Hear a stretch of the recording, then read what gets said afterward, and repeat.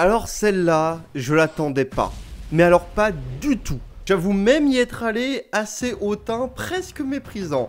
En même temps, fallait voir le truc aussi, hein. Déjà, c'est un remake d'une très vieille série d'animation qui n'était absolument pas de ma génération, donc auquel je n'étais absolument pas attaché. Ensuite, cette même série était considérée, et est encore considérée, je suis désolé pour ses fans, comme un colossal nanar. Je suis désolé les gars, mais on va être honnête 2 secondes. La plupart des gens qui regardent les Musclor ou She-Ra, ils le font pour se marrer. Mais quelle ne fut pas la surprise des gens quand Netflix, encore eux, annonçèrent un remake de She-Ra. Alors là, personne ne l'attendait, et pour être franc, jamais je me serais imaginé la mater cette série. Mais un soir, par désœuvrement, je me suis maté le premier épisode en me disant « Allez, ça peut au moins être drôle ». Eh bah j'aurais mieux fait de garder ma médisance, car cette série se révèle être pour moi un vrai petit coup de cœur, et franchement vous rateriez quelque chose à ne pas la mater.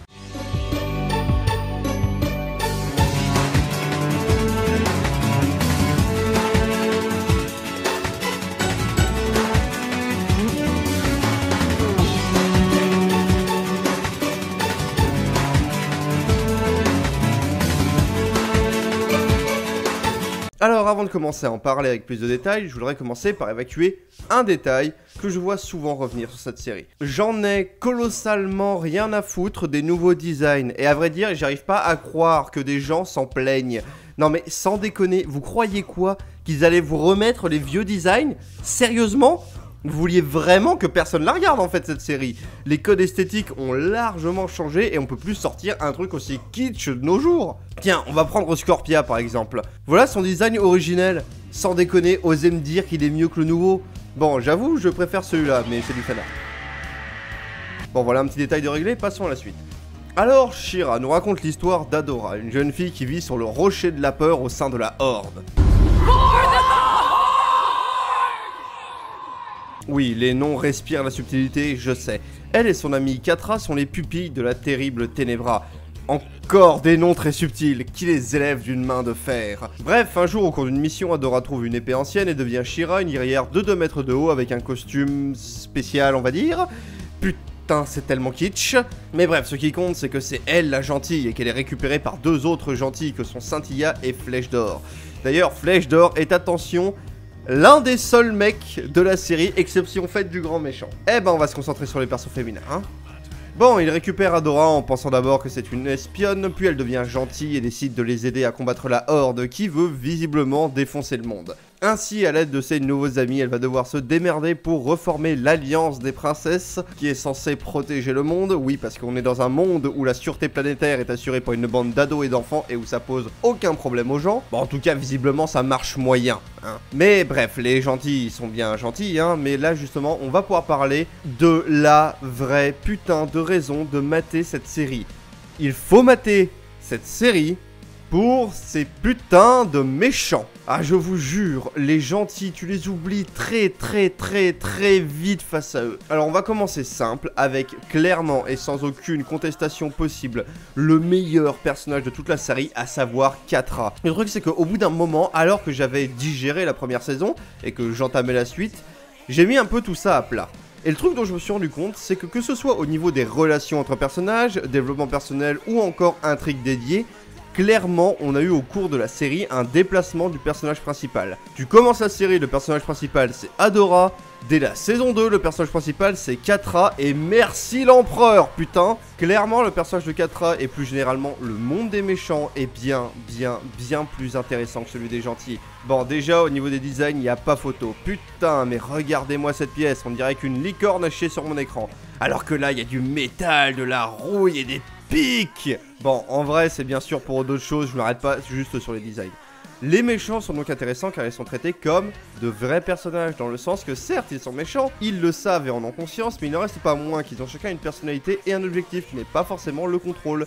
Dévorés par une recherche de reconnaissance, obsédés par un amour quasi impossible, obnubilés par la recherche scientifique ou encore les raisons qui poussent Hordak à faire ce qu'il fait. Et au bout d'un moment, on se rend compte que l'on ne ressent au final pour ces personnages de méchants qu'amour et affection et que chacune de leurs victoires sur les gentils nous apporte bien plus de contentement que la situation inverse. C'est franchement rare que ça m'arrive, mais pour le coup je me contrefous totalement de ce qui va arriver aux gentils.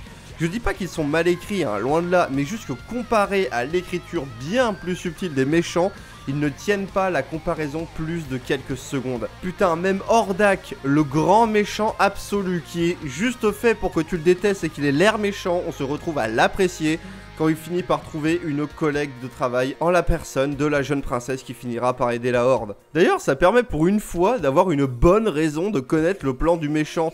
Ici, existe le cliché du méchant qui déclame son plan aux gentils pour qu'ils puissent le battre après. Maître du monde, ta gueule! Non, là on a juste un méchant qui dévoile son plan à une jeune fille avec laquelle il a sympathisé du fait de leurs compétences scientifiques communes. Franchement, ça me paraît beaucoup plus logique. Mais bref, continuons sur le reste.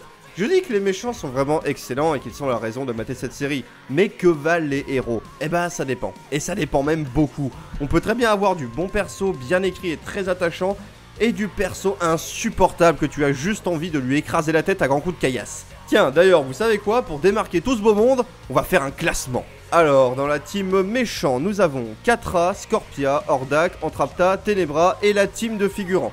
J'ai même pas retenu leur nom. Et de l'autre côté, la team gentille aligne Adora, Scintilla, Flèche d'Or, la reine, les princesses, Faucon et un cheval qui parle. Et pour bien marquer la subtilité, on va diviser ça en deux catégories. Les bons persos et les mobiles de meurtre. Et le résultat est vite fait. Chez les méchants, Catra est un très bon perso, très bien écrit, et comme je vous l'ai dit, la raison principale de mater la série. Scorpia, également un bon perso, très attachant dans sa relation avec Catra, très attachant aussi dans son but ultime qui est de se taper Catra, et un méchant gentil en fait qui est assez agréable à voir. Hordak, bon perso, sans déconner, rien que pour sa voix, c'est un perfect, et en plus, soyons honnêtes, même si c'est une série pour petites filles, il a la classe quand même. Entrapta, bon perso, j'ai beaucoup aimé le côté scientifique du personnage, c'est-à-dire que elle sait qu'elle est chez les méchants, mais concrètement elle s'en fout parce que c'est eux qui pourront l'aider à mener ses recherches à bien. Et je trouve que ça donne un discours assez intéressant sur la science en elle-même. Ténébra, encore un très bon personnage, surtout dans sa relation avec Catra et Adora, et dans le fait qu'au début tu la prends vraiment pour une grosse connasse, mais au bout d'un moment tu finis vraiment par l'apprécier. Parce qu'elle a un passé qui est assez intéressant et également, c'est ce qui se rapproche le plus d'un personnage de mère pour Catra et Adora. Et c'est intéressant de traiter une relation mère-fille quand la mère elle a cette gueule. Et la team de figurants, eux, c'est mobile de meurtre. Insupportable et totalement inutile chaque fois qu'ils sont à l'écran, j'ai envie de les zigouiller. Et pour les gentils, eh bien, Adora est un bon perso, bien écrit, plutôt bien développé, bon, avec sa relation avec Catra. Le design, c'est ce qui est. Scintilla, je pouvais pas la blairer au début, mais comme elle se développe, c'est assez intéressant, surtout vis-à-vis de sa relation avec sa mère. Flèche d'Or, c'est le mobile de meurtre, encore, parce que le personnage est useless as fuck. Et le seul truc auquel il va servir, c'est une espèce d'intrigue amoureuse secondaire pourrave, dont on se fout complètement. La reine est un bon perso, bien écrit, j'ai même envie de dire mieux écrit que sa fille, qui est à peu près le seul perso du côté de chez les gentils à leur rappeler que la situation elle est un peu grave et qu'il y a une guerre autour d'eux. Toutes les princesses mobiles de meurtre, elles sont toutes insupportables. Mais vraiment, il n'y en a pas une pour rattraper l'autre. La seule qui était intéressante, c'était Entrapta et elle s'est barrée chez les méchants. Donc vraiment, entre celle qui a un moineau dans le crâne, la gamine purement insupportable et une espèce de pétasse de l'extrême, mais qui te donne envie de lui faire manger son propre sceptre juste pour qu'elle la ferme, vraiment c'est dur de les tenir. Faucon c'est pareil, un mobile de meurtre. Alors ok, il a 2-3 blagounettes sympas, mais sa relation avec Flèche d'Or, c'est deux persos insupportables qui kiffent être insupportables ensemble. Le pire, c'est que j'ai l'impression qu'il y a une espèce d'inspiration Sokka sur lui, et alors là c'est mort, hein. Sokka est 10 milliards de fois mieux écrit. Et le cheval qui parle, très honnêtement je sais pas, mais il me fait marrer. Donc on va le mettre dans les bons persos. Bon, au niveau du résultat, c'est quand même assez clair. Bon, ok, évidemment, c'est un classement subjectif. Et ce qu'il faut surtout prendre en compte, c'est le temps d'apparition à l'écran. La majorité des personnages qui sont dans les bons personnages, exception faite de Scintilla et Adora, on les voit pas beaucoup. Alors que les princesses, tu les vois à tous les épisodes et elles te pètent les noix à tous les épisodes. Mais ça veut quand même dire quelque chose, non hein? Mais bon, les méchants sont plus intéressants que les gentils, ok, c'est établi. Mais que peut-on tirer d'autre de cette série? Bon, déjà, je sais que ça va faire grincer des dents, suffit de voir la réaction des gens sur internet, mais je pense que c'est de loin l'une des séries avec le plus de sous-entendus gays que j'ai vu de ma vie. Bah en fait, c'est très simple de vous faire comprendre. Vous savez que dans la plupart des séries du monde, il y a toujours une ou deux intrigues amoureuses, plus si la série est centrée dessus. Juste parce que, c'est des personnages, donc il y a forcément un moment où il y a des choses qui vont se passer. Juste, dans cette série, 95% des personnages sont féminins, donc forcément, elles tapent là où elles peuvent. Bon, blague à part, sans rentrer dans le merdier des polémiques que ça a évidemment créé, ces intrigues amoureuses sont plutôt bien écrites. Enfin, elles sont pas plus mal écrites que celles dans d'autres séries du même standard. Bon, et puis franchement, je trouve que les gens gueulent vraiment pour pas grand chose. Ok, il y a un trio amoureux entre Adora, Catra et Scorpia. D'ailleurs, cette pauvre meuf force le respect pour continuer à tenter sa chance, vu tous les vents qu'elle se prend. Mais à côté, il y a aussi de la romance hétéro, hein. Bref, tout ça pour dire que j'ai l'impression que tout le monde fait une fixette là-dessus, alors que c'est pas plus martelé à la gueule qu'autre chose. Et puis, on va être honnête 2 secondes. She-Ra, c'est un remake de la vieille série des années 80, qui était une série dérivée de quoi? De Musclor. Musclor quoi, la série que tout le monde s'en souvient pour ses costumes signés La Fistinière. Donc je trouve ça un peu fort de café de reprocher à la série d'être gay-friendly. Bon, à vrai dire, je sais que pour certaines personnes, le moindre signe de romance gay va forcément les faire gueuler. Mais franchement, vous trouvez pas ça putain de triste qu'à chaque fois c'est la même? Et encore, là ça va parce que la série est cool au final, mais elle aurait été pourrie, on aurait eu la même situation. Les anti auraient dit que c'est de la merde, les JW du dimanche se seraient sentis obligés de défendre et ça aurait continué encore et encore. Mais les gens, vous captez qu'il y a une œuvre au milieu? Une œuvre, c'est pas un putain de tract politique? Vous voulez pas juste vous poser 5 secondes et mater le truc ensemble? Tenez, je vais prendre un exemple récent.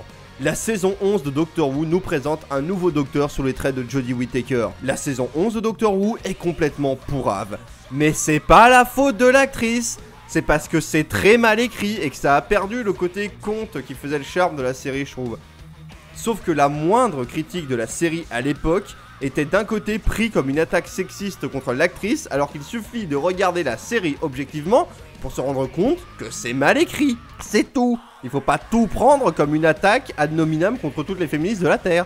Des fois, c'est juste pas bien écrit. Bon, après ce passage un peu plus sérieux, on va pouvoir continuer. Alors, je vous préviens, si vous trouvez les designs un petit peu kitsch, mais vous êtes tellement pas prêts pour le générique. Nous sommes à l'aube de la grandeur, changeant l'ombre en clarté, prêts à combattre à vos côtés. Nous remporterons la victoire. Encore aujourd'hui, j'arrive toujours pas à savoir si je trouve ce générique complètement naze ou à crever de rire. Et puis Sandex, ce plan des méchants est juste trop classe. Bon, mais sinon, qu'est-ce que ça aborde comme thème, tout ce bordel? Eh pas des masses en fait. Le truc, c'est que la plupart des thématiques vraiment intéressantes sont reliées aux méchants et que l'héroïne, à part vouloir le bien pour le bien, y a pas grand chose qui la définit, à part bien sûr le côté recherche de son passé et maîtrise de ses pouvoirs comme dans toutes les séries de super-héros du monde. Mais sinon, vraiment, il y a pas grand chose côté gentil, alors qu'encore une fois, côté méchant, il y a tellement plus. Tiens, prenez toute la relation Ténébra et Catra. Et franchement, ça traite très bien des relations complexes entre parents et enfants, et puis ça donne de très bonnes répliques. Bon, et après, on va être honnête, la série a ses défauts. On a du classique avec les ennemis qui savent pas tirer et dont les tanks sont en carton, mais on peut aussi citer le classique je fous des robots parce qu'on va quand même pas mettre du sang quand même, et il faut bien admettre que les décors sont un peu voire carrément vides. En fait, on sait pas vraiment ce qu'ils défendent tellement il y a personne. Les couleurs ont tendance aussi à être un peu criardes et de ci de là on pourra trouver quelques autres défauts techniques, comme par exemple ce détail insupportable de l'objet dessiné différemment parce que celui-là il est mobile. Détail, mais j'ai toujours trouvé ça insupportable. Pour l'occasion, j'ai maté en VO et en VF, et bien que la VO soit supérieure, la VF se défend pas mal du tout. Bon, en tout cas, une chose est sûre, c'est qu'au final, j'ai pas mal apprécié cette série pour une raison auquel je ne m'attendais pas du tout. Franchement, vous matez une série She-Ra avec la réputation qu'a Musclor derrière, bon soyons honnêtes, tu t'attends à te marrer. Parce que oui, quand même, faut le rappeler ça pour les gens qui gueulent que c'est une trahison du matériau d'origine. Soyons honnêtes, la série d'origine, comme j'ai dit, il y a 2 types de personnes qui la regardent. Les fans d'origine de 1985, il y a 34 ans, donc pour qui la nouvelle série n'est absolument pas faite, et ceux qui matent ça pour se marrer. Faut être honnête, Musclor et She-Ra des années 80, c'est du gros nanar, Donc ça va, c'est pas un sujet sacré non plus, quoi. Faut péter un petit coup. Et bien au final, moi qui m'attendais à me marrer comme un porc, j'ai découvert certes un univers qui de base ne semblait pas fait pour moi, certes plutôt joli dans son style et ça fait le café. Alors aussi ok, il y a un passage Magical Girl pourrave chaque fois qu'Adora se transforme et le costume est spécial, on va dire.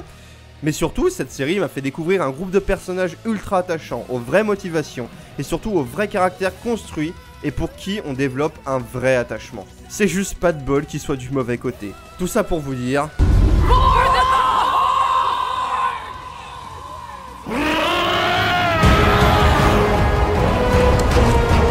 Quant à moi, je vous enjoins à vous abonner, à passer sur le Discord ou le Tipeee si l'envie vous en prend. A bientôt et salut!